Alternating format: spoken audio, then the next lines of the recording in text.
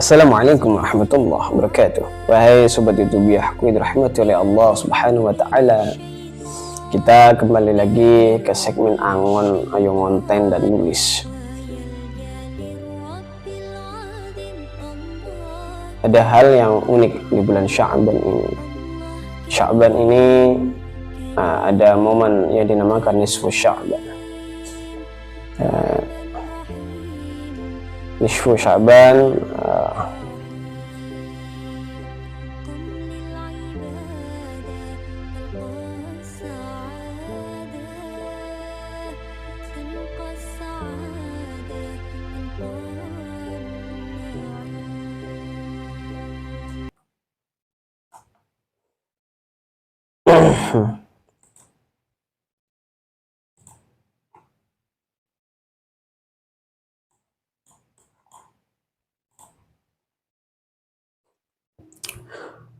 Nisfu Sya'ban itu penuh dengan keberkahan dan rahmat dari Allah Subhanahu wa taala.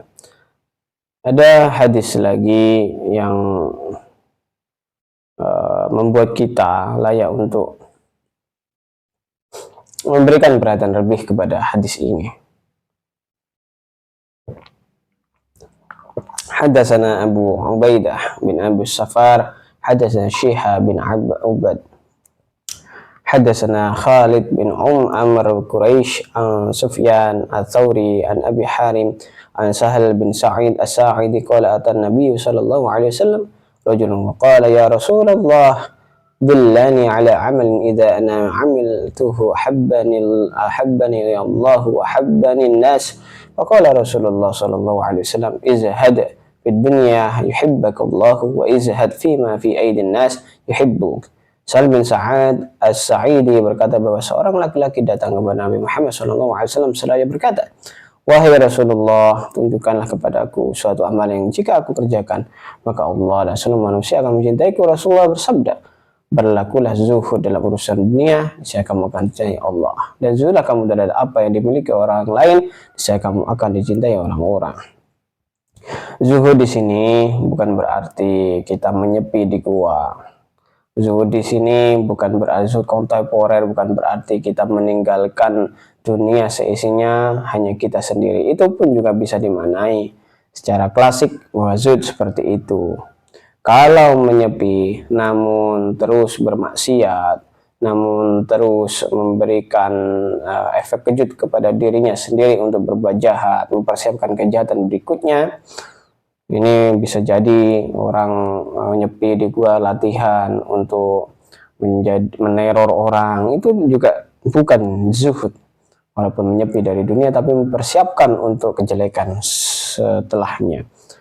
Zuhud secara kontemporer dimaknai orangnya tetap di tengah kerumunan manusia, tengah peradaban, tengah madaniyal dunia, di tengah-tengah peradaban ke dunia, namun hati dan pikirannya tidak condong kepada arah dunia, namun hati pikirannya condong kepada akhirat dengan cara memberikan manfaat kepada sesama. Allahumma shalli ala sayyidina Muhammad wa ala sayyidina Muhammad. Ada profit dari penjualan 100.000, namun karena 100.000 dia zuhud kepada dunia, maka profit ini dibuat untuk kebutuhan operasional bisnisnya, namun sebagian dizakatkan karena mandatori dari nisab haul yang telah diambil dari perniagaan yang telah dilaksanakan, dan sisanya juga bisa diinfak dan sedekahkan. Ini namanya juga zuhud.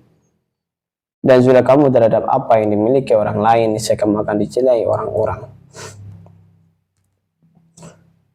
Orang-orang ya memiliki masalah dunia yang sangat gemerlap.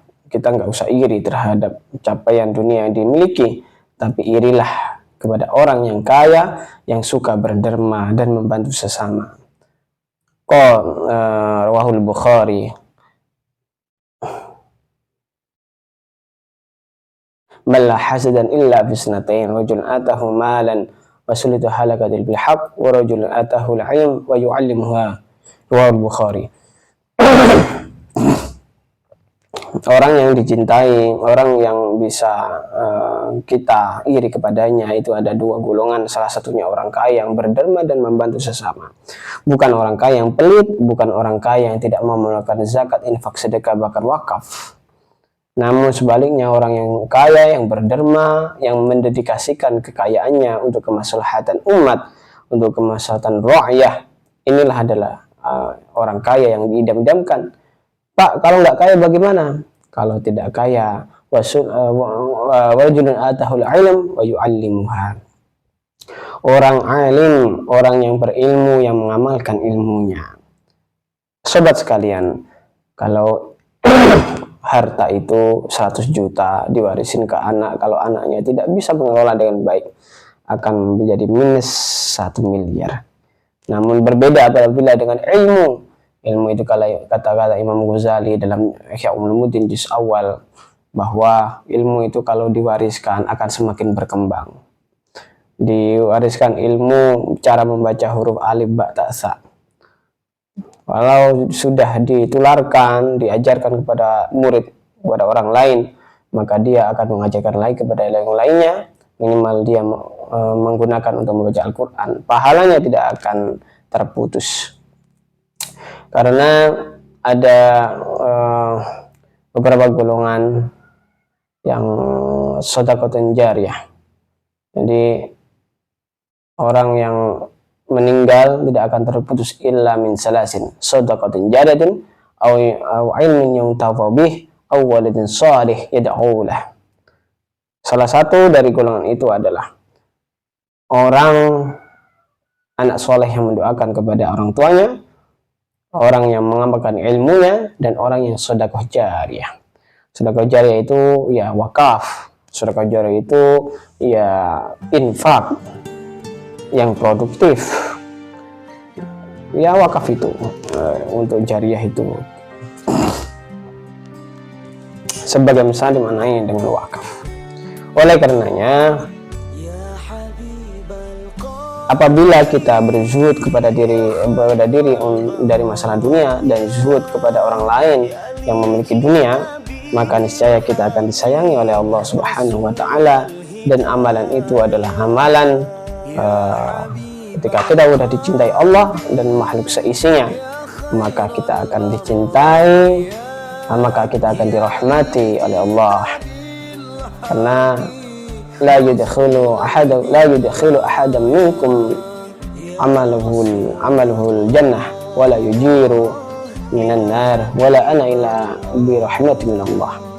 Tidak akan masuk ke surga seseorang di antara kita semua, kata Rasulullah, hadis riwayat Muslim, kecuali rahmat Allah, bukan karena amalnya, bukan karena amalnya juga selamat dari neraka, masuk surga, dan juga bukan karena bukan karena Rasul juga, Rasul itu masuk surga, apalagi kita, illa rahmatan min Allah,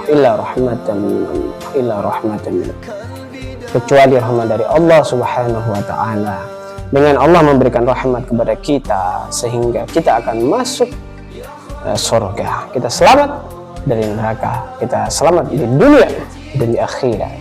Itulah rahmat dari Allah. Sehingga di bulan Sya'ban ini, di malam nisfu Sya'ban terutama nanti, dan di Sya'ban mulai awal hingga akhir nanti menjelang Ramadan, sehingga doa kita Allahumma barik lana fi Sya'bana wa ballighna Ramadan itu menjadi kenyataan, sehingga di Sya'ban kita sudah menjadi hamba yang siap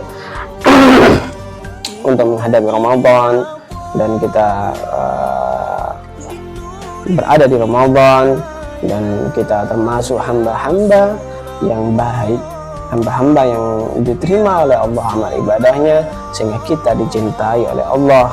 Salah satu tandanya min ayati Allah yuhibbullah ala nas adalah seluruh makhluk mencintai orang itu, dan penduduk langit juga mencintai orang itu. Semoga bermanfaat. Allahumma shalli ala sayyidina Muhammad wa ala ali sayyidina Muhammad. Assalamualaikum warahmatullahi wabarakatuh.